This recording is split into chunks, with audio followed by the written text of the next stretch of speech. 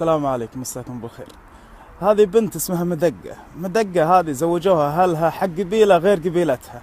المهم أن البنت هذه حبت زوجها. ترجمت هالحب ترجمة عملية، ما كانت تفصح عنها أمام العالم. تدري أن هي تحب زوجها وزوجها تدري أنه هو يحبها، مثل ما قال الشاعر نزار قباني: كلماتنا بالحب تقتل حبنا، إن الحروف تموت حين تقال. المهم انه صار خلاف كبير بين القبيلة اللي هي متزوجة منها وما بين قبيلتها مع اخوانها واهلها. المهم انه كان زوجها طرف بهذا الخلاف. قال اخوانها لزوجها طلقها، قال لا انا ماني مطلقها بيها. المهم انه الرجال انطرت لين طلع من البيت بالليل ودشوا واخطفوا اختهم واخذوها غصب. بعد فترة دزوله مرسول طلقها، قال جيبوها وتعالوا معاها دافعوا عنها اذا اخذتها، ابى اسمعها تقول لي ابي تطلق، اذا قالت بطلقها. راح اخوانهم حق اختهم مدقة هذه، قالوا لها يا مدقة اطلب الطلاق من زوجك ومن هالكلام. قالت لا انا ماني طالبة الطلاق، ابيه وهو يبيني. برت براس اخوانها، قالوا خلاص اجل ما في زوج اقعدي بدون زوج، ويلا يا زوجها توكل على الله ما في مرة. المهم انه ما حبوا الحال هذا. بعد شهور دز زوجها مرسال لها، رسالة لها مع عجوز. راحت العجوز وجتها قالت اسمعي بالمكان الفلاني راح يكون زوجك موجود. لا قربتي من المكان راح يعوي.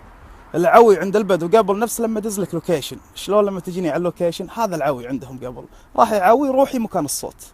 المهم انه جاء زوجها وعوى وجته على الصوت وقعدوا مع بعض واسمروا ذاك الليل، وراحت هي بدربها وراح هو بدربه. يقال انه قعدوا اسبوع، يقال انه قعدوا اسبوع على هالحال، ويقال انه قعدوا شهر على هالحال، الله اعلم، لكن بعض الرواه يقولون يوم واحد بس.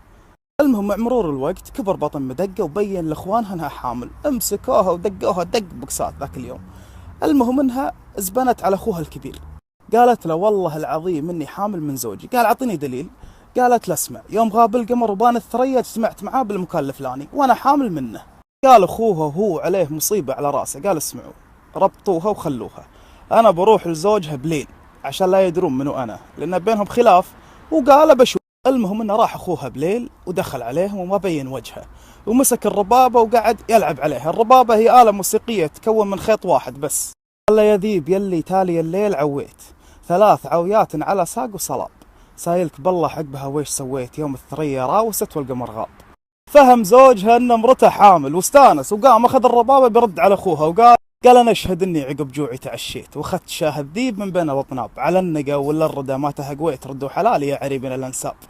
يوم سمع الابيات اخوها ارتاح وطاحت المصيبة عنه، قام واخذ رحوله ورد لهله، وثاني يوم اخذ مدقة وردوها حق زوجها. احصائية عام 2014 لوزارة العدل السعودية والكويتية اذا ما خانتني الذاكرة اني اطلعت عليها، كان رقم مهول جدا لعدد المطلقات. ولو تراجع نصف تقريبا عدد المطلقين ما اسباب خلافهم لتجدها بسيطة جدا جدا. شوفوا مدقة رغم الخلاف الكبير بين اخوانها وزوجها ما طلبت الطلاق، كذلك هو على رغم خلاف الكبير ما بين القبيلتين وما بين اخوانها ما طلقها وخلاها على ذمته لانه يبيها وشاريها. شوفوا خلافاتنا البسيطة. اليوم نحن امام مشاكل صغيرة جدا اصغر من مشاكل مدقة بمليون مرة. لو راجعت نفسك عدل والله ما راح تطلق. ذلك انت اختي ما له داعي تصورين انا طالعه مع زوجي، انا راده مع زوجي، انا مسافره مع زوجي، انا رايحه مطعم مع زوجي. حياتك صارت مكشوفه للجميع وكانك اول وحده تتزوج بهالدنيا.